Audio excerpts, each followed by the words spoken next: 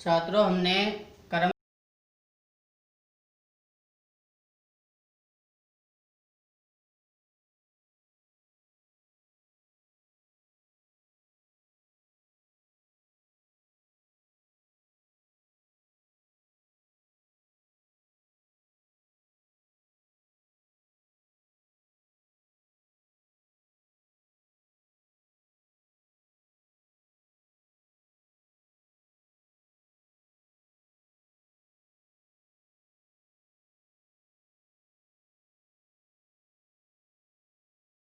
सूत्री, जब हमने फर्स्ट में कहा था कि कर्म कारक दो प्रकार से होता है।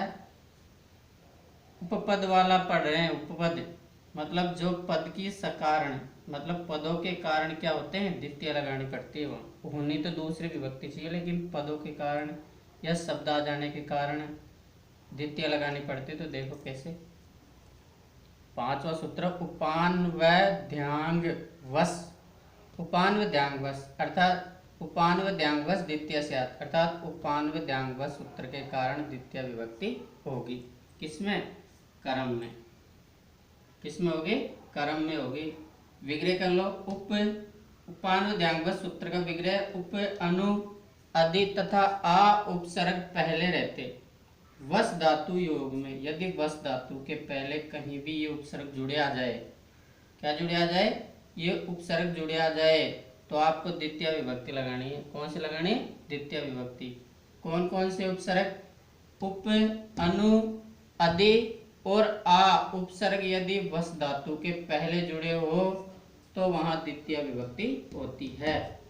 सूत्र की विग्रह, सूत्र का वापस बोल देता हूँ। उपान व ध्यांग वश है द्वितीय से आद। उपान व ध्यांग वश सूत्र में द्वितीय होती है। विग्रह किया कि उप, अनु, अधि तथा आ उपसर्ग पूर्व में रहते वश धातु के योग में, योग यानी कारण, वश धातु अंत में हो तो द्वितीय विभक्ति होगी। जैसे इनके अर्थ ही बता दिए मैंने। जैसे उप प्लस वश मिलकर क्या बनते हैं?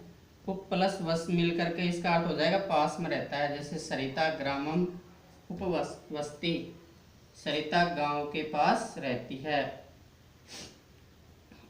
तो सरिता ग्रामम उपवस्ती। अब वश धातु के आगे देखो उपसर्ग जुड़ा आ गया, इसलिए ग्राम में क्या लगाए हमने? द्वितीय लगाए। वैसे यहाँ लगनी कौन सी चाहिए थी? वश धातु के योग में हमेशा सप्तमी लग जाती है, तो यहाँ था सरिता ग्राम में वसती, लेकिन उप आ जाने के कारण यहाँ द्वितीय लगी। क्या लगी? द्वितीय लगी।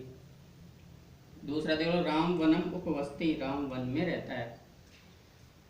अनुवश, अब अनु उपसर्ग आ जाए तो पीछे रहने के अर्थ में प्रयोग होता है अनु का। देखो, गीता विद्यालय में अनुवस्ती, गीता विद्यालय के पीछे रहती है। अनु उपसर्ग आ जाने के कारण विद्यालय में द्वितीय लगी। यदि अनु नहीं होता, केवल वश होता वस्ती, तो यहाँ विद्यालय में सप्तमी लगा देते, विद्यालय। ब्रह्मा मंदिरम अनुवस्ती, तो यहाँ मंदिर में द्वितीय लगाए। क्यों? क्योंकि अनु उपसर्ग आ जाने के कारण। अधिवश में रहता है या रहता है? में रहता है। अधिवश यानी रहता है, में किसी के अंदर, सप्तमी का प्रयोग होना चाहिए। देखो, किशोर जयपुरम अधिवस्ती, किशोर जयपुर में रहता है। अब में आ रहा है यार, हिंदी चिन्ह तो क्या रहा है? जयपुर में रहता है, लेकिन लगाए क्या? द्वितीय लगाए। हिंदी चिन्ह तो सप्तमी का आ रहा है, क्यों लगाए द्वितीय? बताइए। अधि उपसर्ग आ जाने के कारण, अर्थात ये उपसर्ग आ जाने के कारण कौन कौन से?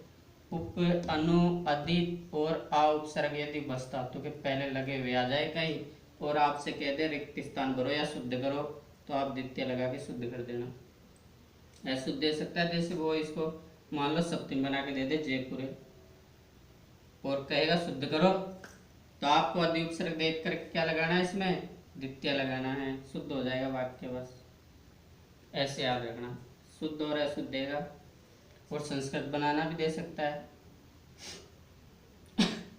समझे? वापस पढ़ लो एक एक वाक्य। उपवस्ती वाला देखो, सीता ग्रामम उपवस्ती, सरिता राम वनम उपवस्ती, राम वन में रहता है। गीता विद्यालय अनुवस्ती, गीता विद्यालय के पीछे रहती है। ब्रह्मा मंदिरम अनुवस्ती, ब्रह्मा मंदिर के पीछे रहती है। किशोर जयपुरम अधिवस्ती, किशोर जयपुर में रहता है। हरि वैकुंठम अधिवस्ती, हरि वैकुंठ में रहता है। आ वाले उपसर्ग भी देख लो। कुलदीप नगरम आवस्थी, कुलदीप नगर में रहता है। में आएगा यहाँ भी, आवस्थी में भी। तो कहने का तात्पर्य इसमें द्वितीय क्यों लगी, वस धातु के पहले ये उपसर्ग आ जाने के कारण क्या लगी, द्वितीय लगी। छठा सूत्र है अधि सिंह स्ता साम करम।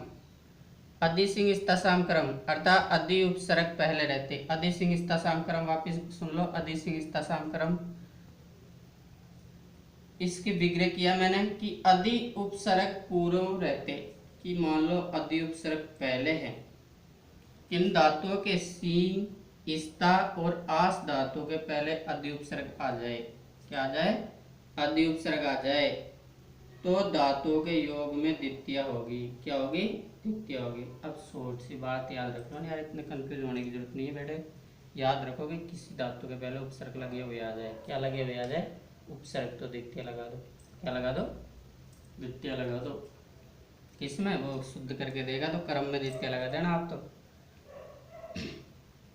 तो वापिस देखो, अब ये क्रम में द्वितीय धातु इतने सूत्र क्यों बनाए, क्योंकि अब छात्रों अपन जैसे पढ़ते, जैसे मान लो ये सरिता गांव में रहती है, तो अपन जब पढ़ते हैं तो हिंदी या अर्थ के अनुसार तो संस्कृत बनाएंगे। जैसे मैं कहता हूँ वह बालक रमेश का है, तो का के की कार देखकर अपन क्या करेंगे, षष्ठी लगाएंगे रमेश में, स बालक रमेश से अस्ति, तो हिंदी चिन्ह के अकॉर्डिंग अपन विभक्ति लगाते हैं। लेकिन यहाँ ये नियम विशेष तौर पर दे रखा है कि यार इनमें होनी तो सप्तमी चाहिए सब में, लेकिन द्वितीय लग रही है, कारण ये धातु वगैरह आ जाने के कारण, ताकि हमें भिन्नता तो रहे ना, भाई सप्तमी में क्या अंतर है, द्वितीय में क्या अंतर है, भिन्नता लाने के लिए सारे नियम दे रखे हैं। वापिस सुन लो कि अधि सिंह स्ता साम करम अर्थात अधि उपसर्ग पहले रहते, सिंह स्ता और आस धातुओं में द्वितीय होगी। विग्रह और समझ लो, अधि उपसर्ग पूर्व रहते, सिंह स्ता आस धातु के योग में द्वितीय होगी। सिंह यानी सोना, सी धातु होती है, स्ता यानी बैठना या ठहरना भी होता है, इसका आस बैठना या रहता है। अब समझ लो, ऐसे समझ लो ना यार, सी स्ता और आस ये तीनों धातु के पहले यदि अधि उपसर्ग लगा आ जाए, कहीं भी अधि उपसर्ग दिख जाए, तो आप क्रम में द्वितीय लगाओगे, क्रम में क्या लगाओगे, द्वितीय लगाओगे।